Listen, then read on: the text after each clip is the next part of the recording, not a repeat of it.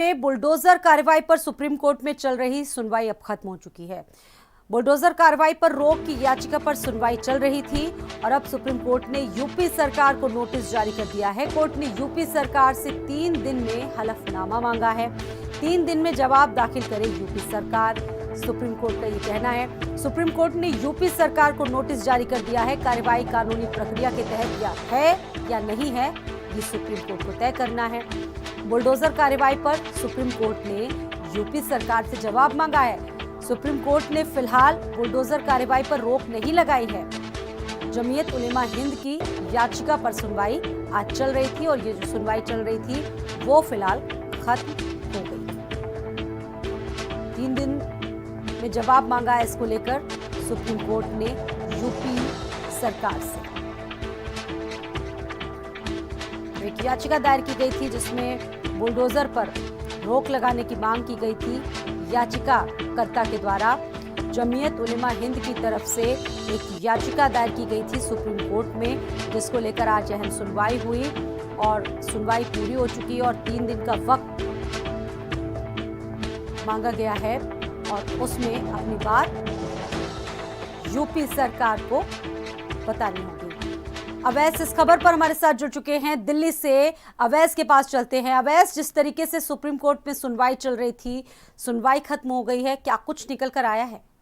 देखिए, उत्तर प्रदेश में जिस तरह से बुलडोजर की कार्रवाई हुई थी, खासतौर से अगर बात की जाए मई के महीने में और जून के महीने में जिस तरह से दंगों के बाद कार्रवाई हुई है, उसको लेकर याचिका दाखिल की गई थी और ये कहा गया था कि बुलडोजर की कार्रवाई के ऊपर रोक लगाई जानी चाहिए। फिलहाल सुप्रीम कोर्ट ने कार्रवाई के ऊपर रोक लगाने से को लेकर किसी भी तरह का कोई भी आदेश नहीं दिया है। हालांकि सुप्रीम कोर्ट ने कहा है कि हम उम्मीद करते हैं कि कानूनी प्रक्रियाओं का पालन करते हुए आगे भी कार्रवाई की जाएगी।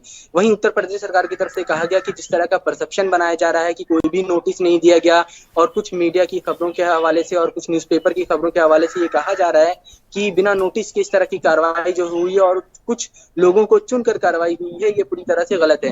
नोटिस जो है वो दिया गया था। हरीश साल्वे जो उत्तर प्रदेश सरकार की तरफ से पेश हुए थे, खासतौर से प्रशासन की तरफ से, उन्होंने दलील रखते हुए कहा कि इस मामले में प्रयागराज की अगर जहां तक बात की जाए तो 10 मई को ही इस मामले में एक नोटिस जारी किया गया था। उसके बाद फिर 25 मई को कार्रवाई का नोटिस जो है, यानी बुलडोजर कार्रवाई का नोटिस जो है 25 मई को जारी किया गया था। उसके बाद कार्रवाई हुई, यानी जो पहला नोटिस 10 मई को जारी किया गया था वो दंगों से पहले का था। क्या करना होगा, ये भी हमारे दर्शकों को बता दीजिए।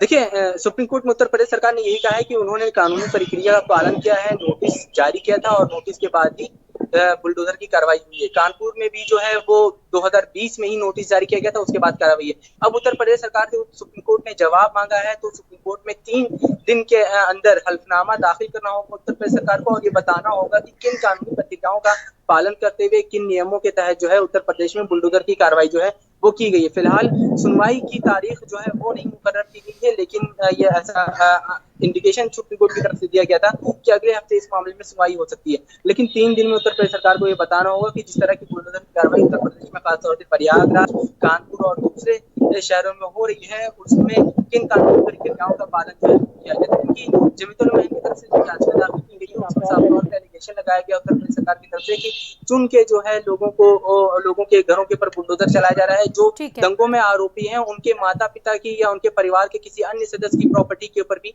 बुलडोजर चलाया जा रहा है। ऐसे में ये गलत है। किसी भी तरह का कोई भी बहुत शुक्रिया इस जानकारी के लिए आपका।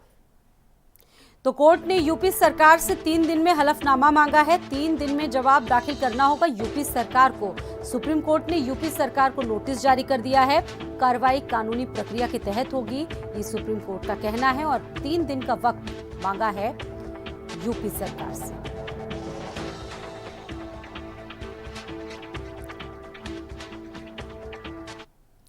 और खबर लखनऊ से है। लखनऊ में कांग्रेस